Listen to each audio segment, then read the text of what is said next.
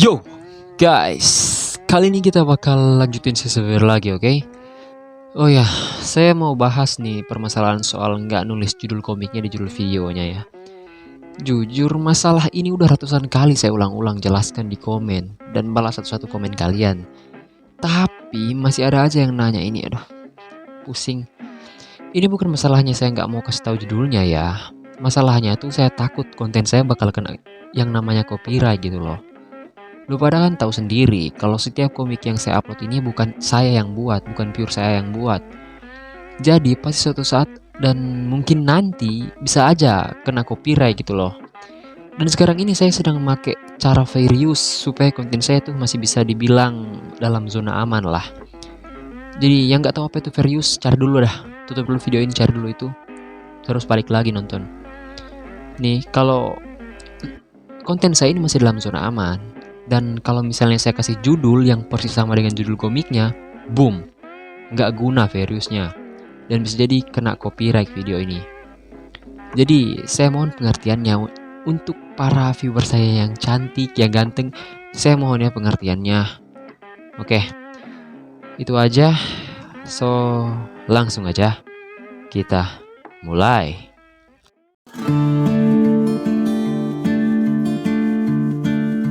Cerita dibuka dengan ayah Ned yang sedang menjelaskan tentang benda yang bernama Blood Tears.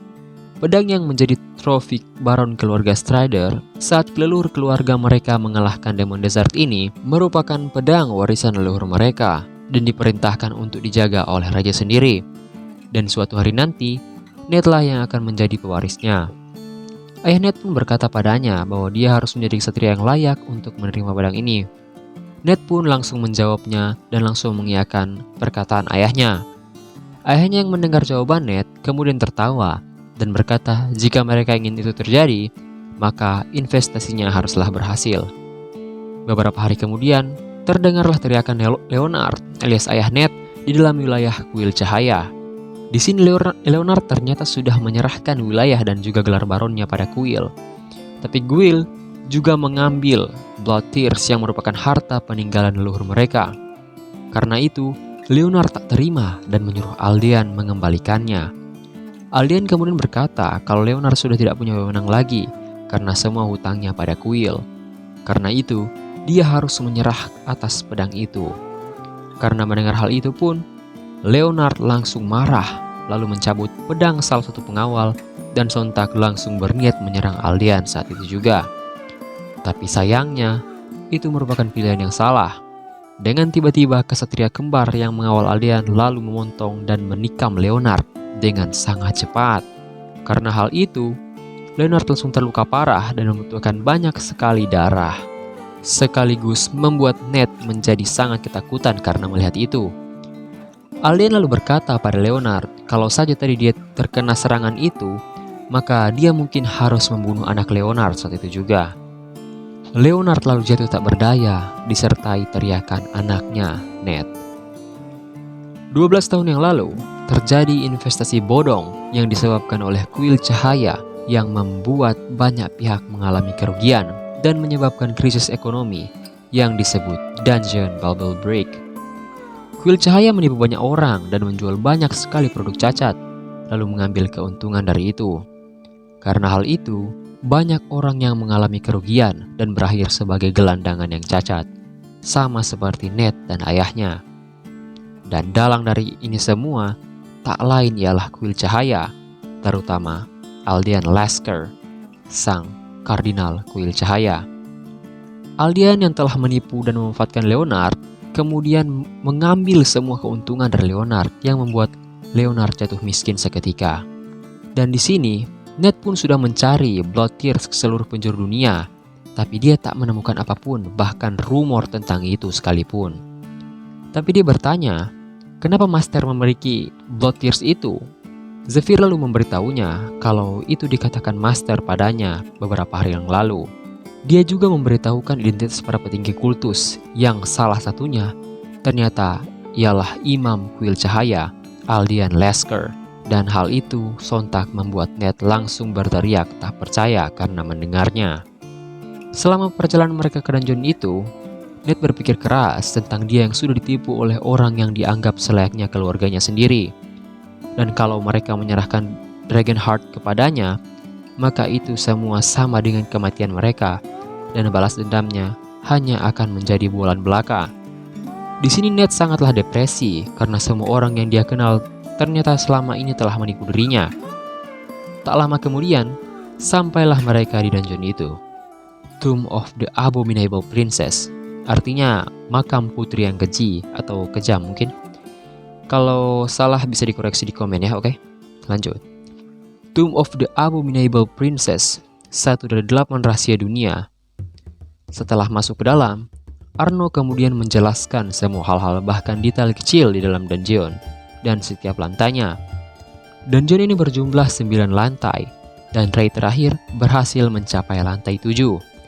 Mereka sebenarnya sudah membunuh gatekeeper lantai 8 atau penjaga gerbang lantai 8-nya.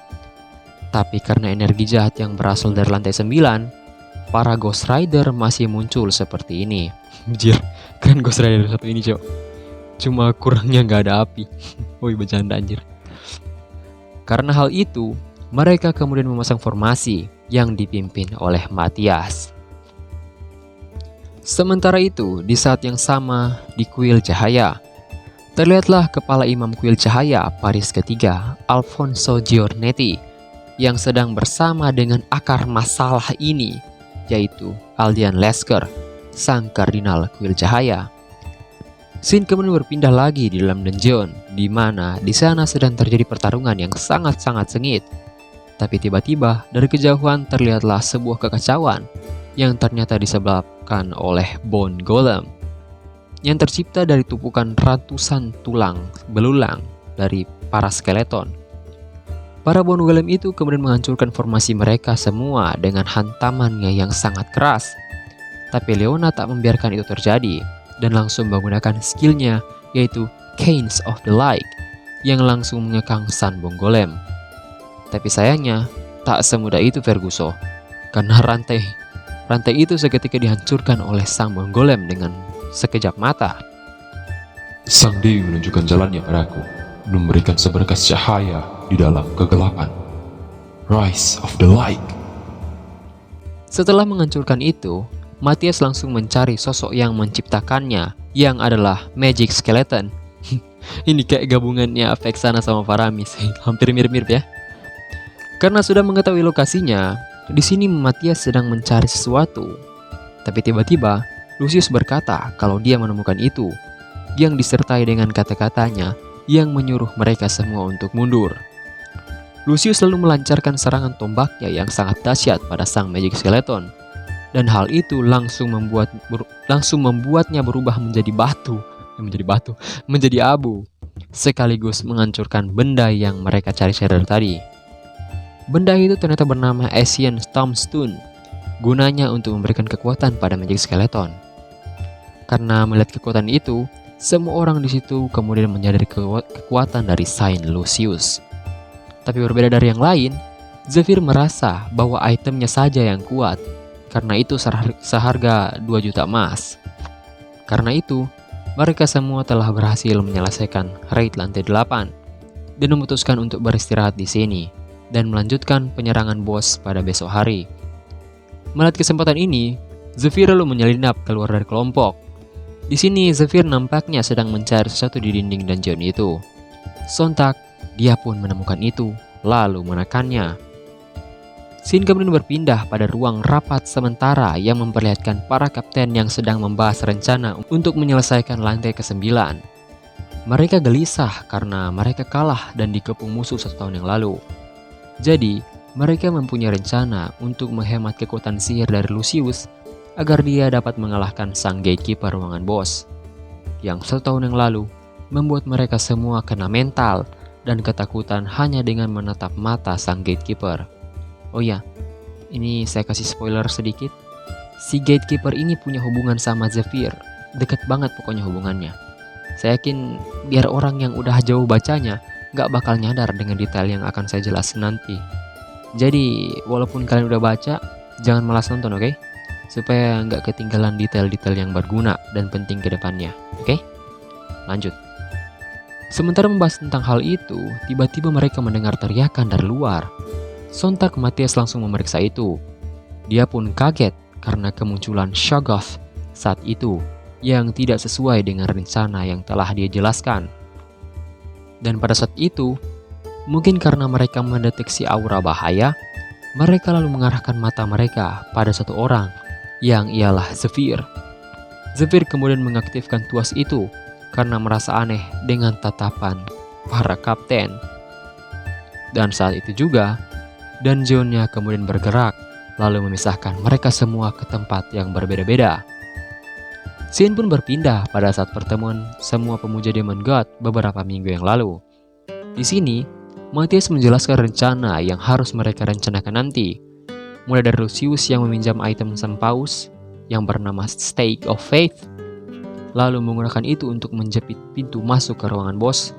Kemudian rencana memancing bos yang akan dilakukan pemuja yang lain.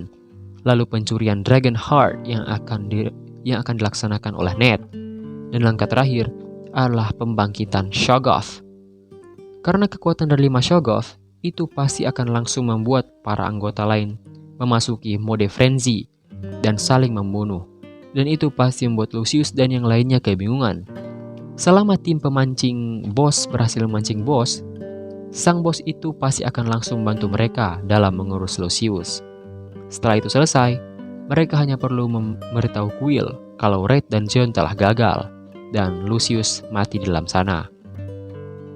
Tapi sebelum mereka memasuki ruangan bos, mereka haruslah meminum ramuan ini yang membuat pengaruh stigma budak mereka terangkat secara sementara, sehingga orang-orang dari Quill termasuk Lucius tak bisa memerintah mereka semua menggunakan perintah paksa pada stigma itu.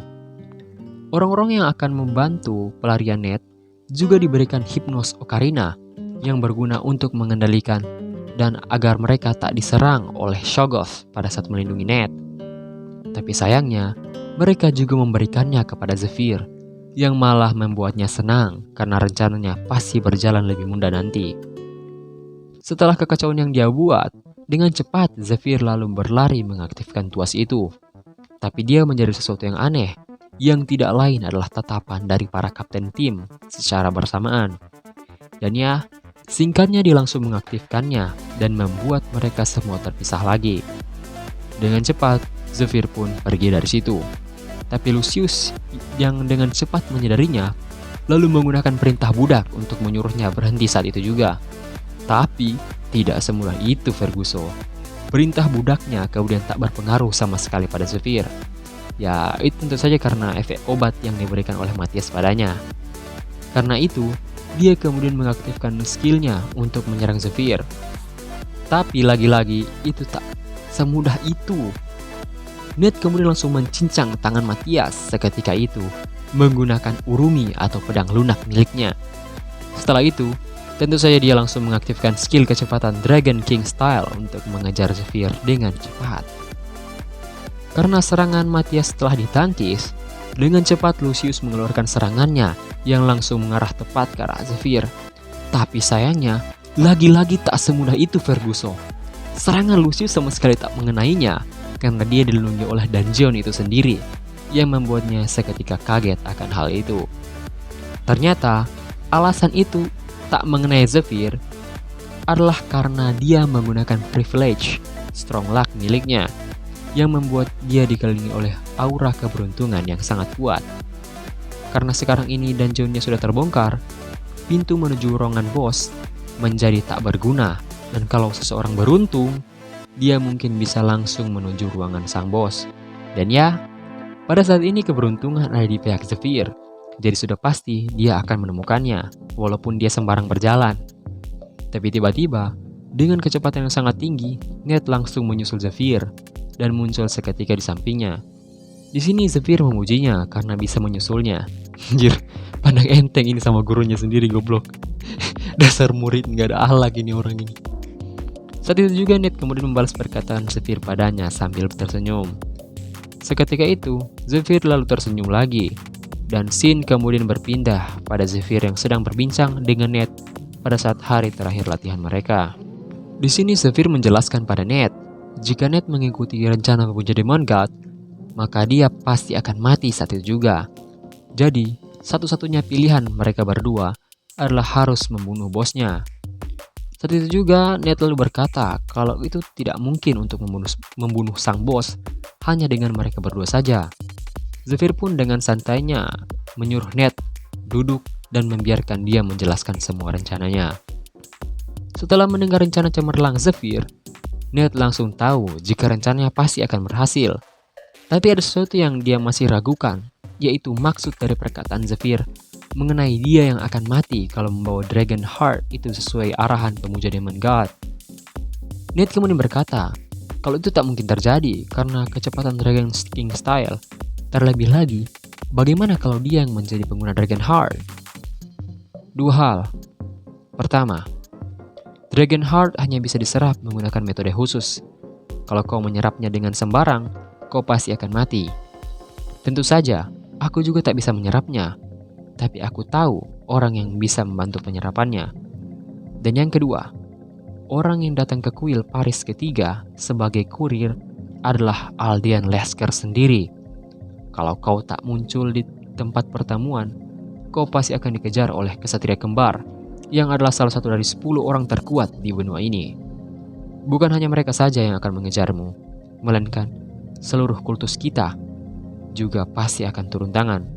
Dan yang terburuk, master kita juga pasti akan turun tangan karena hal itu. Apa kau yakin bisa lolos darinya tanpa bantuanku?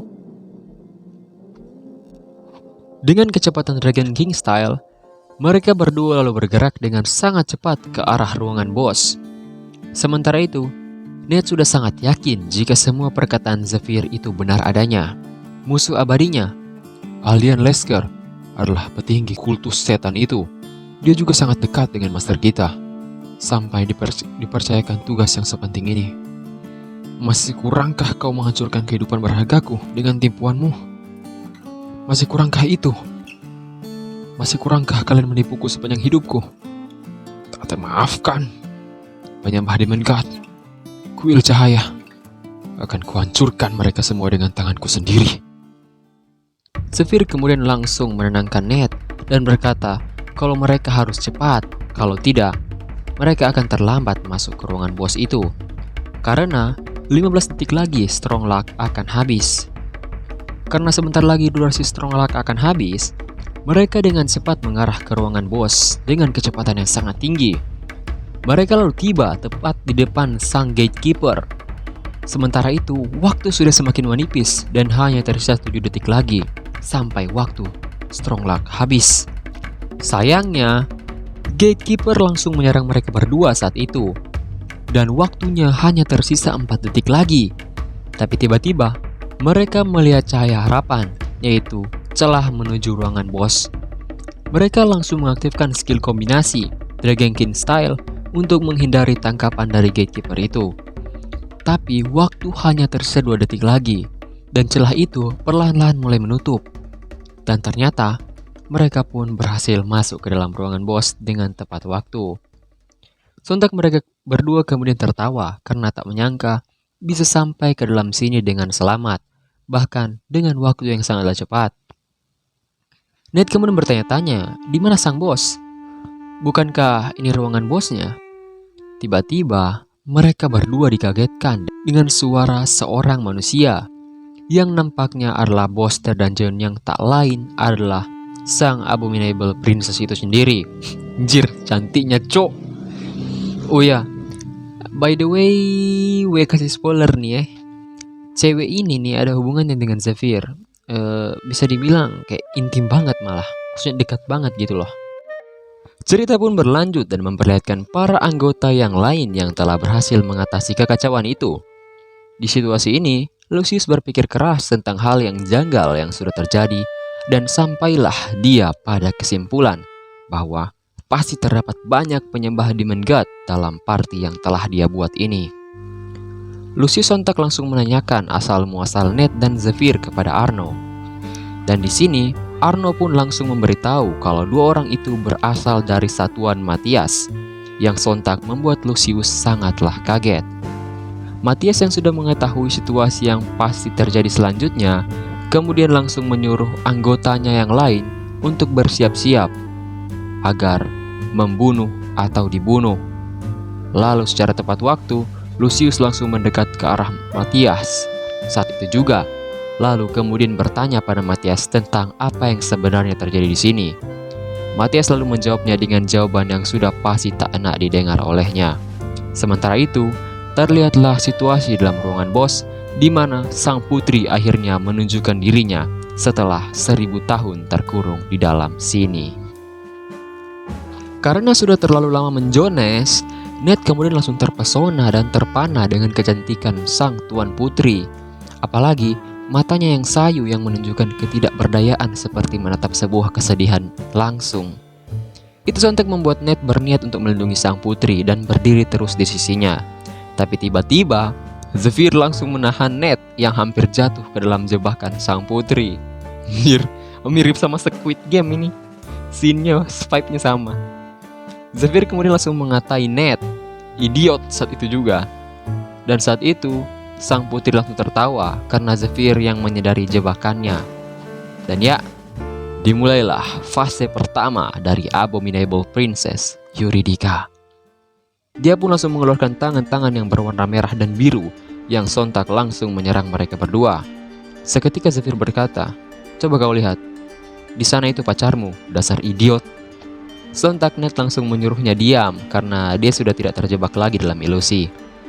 Serangan itu kemudian dihindari oleh Zephyr dan Ned dengan sangat tepatnya. Nama skill ini adalah Dark Hand atau tangan kegelapan. Tangan berwarna merah menyerap stamina dan tangan yang berwarna biru menyerap mana. Penyihir Agung Eurydica bisa mengeluarkan ratusan tangan sekaligus, sehingga membuat Lucius kewalahan. Tapi ajaibnya, Lucius bisa mengalahkan Eurydica walaupun dengan keadaan yang sangat sekarat. Dan saat ini, Zephyr bisa merasakan tatapan Usra atau dewa pinjaman, dewa utang yang mengharapkan kegagalannya. Scene pun lalu berpindah kembali pada Lucius yang tengah menginterogasi Matthias untuk mendapatkan jawaban yang pasti. Karena Matthias menyadari kalau memang sudah tidak ada jalan lain lagi baginya, dan dia sudah tidak bisa lolos lagi dari situasi ini, maka satu-satunya pilihannya adalah membunuh Lucius di sini sekarang juga. Di situasi ini Matthias kebingungan dengan cara untuk menghadapi Lucius. Ditambah, Lucius sedang bersama seorang healer dan battle priest. Dia kebingungan untuk melawan Lucius tanpa menggunakan Shoggoth dan bos Dungeon. Dengan cepat, Matthias lalu berpikir positif. Jika mereka masih memiliki kesempatan dan juga masih memiliki cara, Lucius pasti berpikir di sisi Matthias sekarang ini adalah musuh dan di sisinya adalah kawan. Tapi dia tidak tahu jika di sana terdapat pemuja Demon God yang lain yang bersembunyi di antara mereka. Dengan cepat, Matthias lalu menggerakkan tangannya dengan arti menyuruh mereka semua yang di belakangnya untuk meminum obat dalam hitungan ketiga pada jarinya. Sementara Matthias mengalihkan perhatian Lucius, mereka semua lalu menyiapkan botol obat itu. Di situasi ini, Matthias terus mengalihkan Lucius sembari menghitung mundur.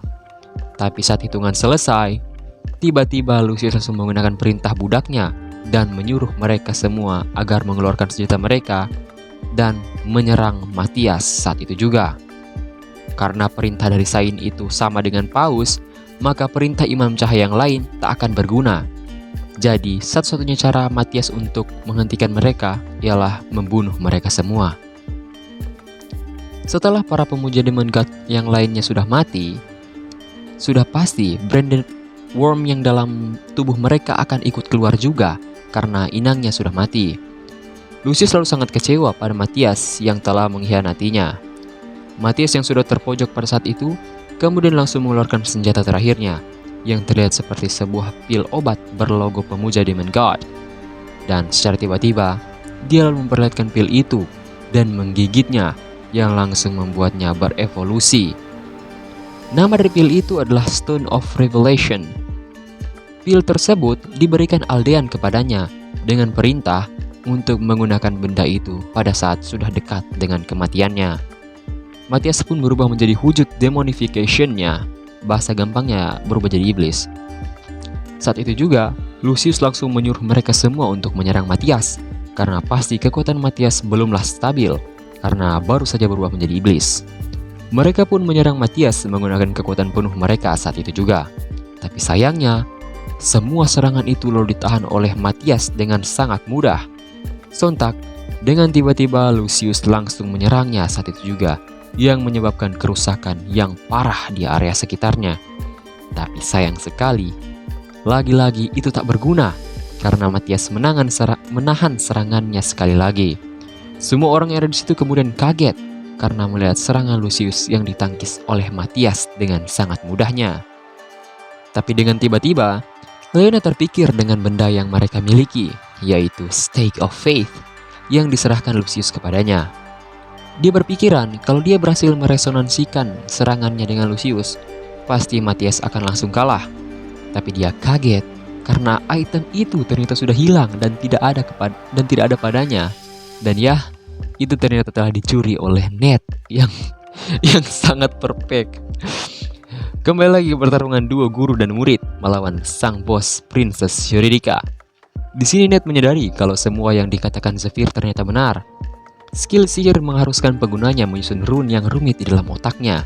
Karena itu, otak akan rusak jika terlalu lama menggunakannya. Dan sudah dipastikan, setelah skill skala besar, pasti akan dikeluarkan skill skala kecil untuk mendinginkan otak. Mereka kemudian bergerak sesuai rencana yang telah mereka susun. Dengan kecepatan combo Dragon King style mereka sangat mudah untuk naik ke atas bos dungeon itu, ya si Princess Eurydica. Dengan sangat cekatan, Zephyr kemudian menyerang semua tentakel tajam dari sang bos menggunakan pedangnya. Tapi hal itu membuat sang bos tambah marah saat itu juga. Lalu, mereka berdua langsung menggunakan teknik yang sama, yaitu Tenno no Ryu, Ken no Kata, Unryu no Josho. Jurus itu kemudian membuat kepala sang bos langsung terpenggal seketika. Tapi mereka berkata dalam hati kalau ini belumlah berakhir, karena mereka baru saja memasuki fase 2 Abominable Princess Eurydica. Dan karena melihat hal itu, Zephyr kemudian tersenyum sinis karena dia sudah menunggu ini terjadi. Zephyr lalu menyuruh Ned untuk menjalankan rencana terakhir mereka saat itu juga. Dengan sigap, Ned langsung mengeluarkan Stake of Faith itu dan langsung kemudian mengarahkannya tepat di atas sang bos yang sedang bertransformasi. Karena energi ilahinya yang sangat kuat, sang bos kemudian kesakitan karena tersodok oleh Stake of Faith. Sang bos kemudian berusaha mengeluarkan tusukan Stake of Faith itu, tapi itu dihalangi oleh Zephyr saat itu juga. Dan sesuai dengan rencana Zephyr, benda besar itu memberikan True Damage atau damage keseluruhan kepada bos. Jadi mereka berdua hanya harus menghentikan sang bos dari mencabut item itu. Beberapa jam kemudian, kobaran dari itemnya menghilang, yang berarti sang bos sudah berhasil ditangani oleh mereka. Zephyr kemudian meminum mana potion yang sudah dia siapkan untuk memulihkan mananya. Sementara itu, keluarlah sebuah mata dari dalam bos itu. Sontak, Zephyr langsung menyuruh Ned untuk membiarkan benda itu, karena jika Ned membunuhnya, Gatekeeper akan masuk dan menyerang mereka. Prioritas utama saat ini yaitu mencari Dragon Heart, ujar Zephyr pada Ned. Saat itu juga, Ned lalu tak percaya kalau mereka berhasil mengalahkan bos yang adalah salah satu dari bos dengan tingkat bahaya setingkat bencana. Ned lalu berkata kalau mungkin kekuatannya bukan apa-apa jika dibandingkan dengan kekuatan dan kepintaran dari Zephyr. Tiba-tiba, mereka mendengar sesuatu yang berasal dari pintu masuk atau dari gate, yang ternyata itu adalah tangisan dari sang Gatekeeper sambil menyebarkan sejumlah mana yang sangat besar hingga masuk melalui celah-celah gerbang. Mana itu lalu mengalir langsung pada sang bos saat itu juga. Karena merasakan mana dari Gatekeeper, bos kemudian menangis karena merasakan mana itu yang berasal dari kesatrianya yang ternyata bernama Georgius. Dan dimulailah fase ketiga dari Abominable Princess Eurydica. Sontak, mereka berdua saat itu juga langsung keheranan dan tidak mengerti dengan situasi yang terjadi di sini. Di sini Zephyr yakin jika ini semua karena mereka belum mengalahkan Gatekeeper-nya. Lalu, terlihatlah wujud dari fase ketiga sang bos. Karena Stake of Faith kembali berkobar, sang bos kemudian langsung memasukkan item itu ke dalam sebuah ruangan buatannya. Dan dengan tiba-tiba, Ned dan Zephyr kemudian menggunakan combo mereka sekali lagi dan langsung menyerang sang bos. Tapi sayangnya, serangan mereka tak berefek sama sekali pada sang bos, dan itu hanya menembus sang bos begitu saja. Itu karena sang bos telah mengaktifkan skillnya, yaitu Mana Distortion, yang merupakan skill kuno dari zaman Medea. Ini sama halnya dengan skill yang digunain sama Obito, yang itu loh, yang berkaitan dengan Kamui-nya Kakashi itu, yang mereka masuk ke dalam dimensi dan bertarung di dalam. Dia ini pokoknya kayak gitulah. Jadi si bos ini bisa bikin tubuhnya nggak bisa disentuh, tapi dia juga nggak bisa nyentuh orang lain saat itu. Satu-satunya cara, tunggu si bos nonaktifkan skillnya, baru mereka boleh nyerang dia. Kayak pertarungannya Minato sama Obito gitu loh. Pokoknya gitulah. Sang bos kemudian mendekat dengan kecepatan tinggi untuk menyerang Net, dan tentu saja dia langsung menonaktifkan skillnya karena dia akan menyerang Net. Tapi tidak semudah itu Verguso, karena Zephyr juga mengetahui kelemahan sang bos. Dia kemudian menangkapnya menggunakan jaring ratu laba-laba yang telah dia simpan, dan langsung menarik sang bos dengan sekuat tenaga. Tapi dengan cepat, sang bos langsung menahan badannya dengan kuku-kukunya yang sangat jijik agar tidak tertarik oleh Zephyr. Dengan cepat, Net kemudian langsung menyerang sang bos, dan itu tepat mengenai wajahnya. Tapi sayangnya, serangannya ternyata berbalik dan malah membelah badan Net. Bos ini ternyata bisa pakai skill senjatanya Madara juga, yang itu loh, yang bisa ngebalikin bijudamanya Kurama dan Naruto. Pokoknya keterlaluan lah kalau lu pada nggak tahu. Karena Net yang sudah terjatuh saat itu, bos kemudian menggunakan skill Dark Hand-nya dan menyerap semua stamina dan mana milik Net. Tapi itu tak dibiarkannya begitu saja. Dia pun langsung menabok sang bos saat itu juga menggunakan teknik Thunderclap Paul di episode kemarin. Sang bos lalu berniat memblokir serangannya, tapi dengan cepat Zephyr lalu langsung menotok ke 5 titik meridian tangan sang bos dan melanjutkan menotok semua bagian meridian dari bos sehingga membuatnya lumpuh sementara dan tak dapat menggunakan sihir. Ini sama kayak di film Cina yang itu loh, Pendekar Pemanah Raja Wali. Pemeran utamanya itu yang Guo, biasa tuh dipanggil Yoko. Kalau nggak tahu tanya sama bapakmu, dia tahu itu. Karena tak bisa menggunakan skillnya, sang bos lalu mundur dengan sigapnya. Tapi Zephyr tak membiarkannya, lalu menarik sang bos dengan jaring yang telah dia tempelkan sebelumnya pada sang bos. Kemudian Zephyr kembali menyerang sang bos dengan Thunderclap Palm-nya.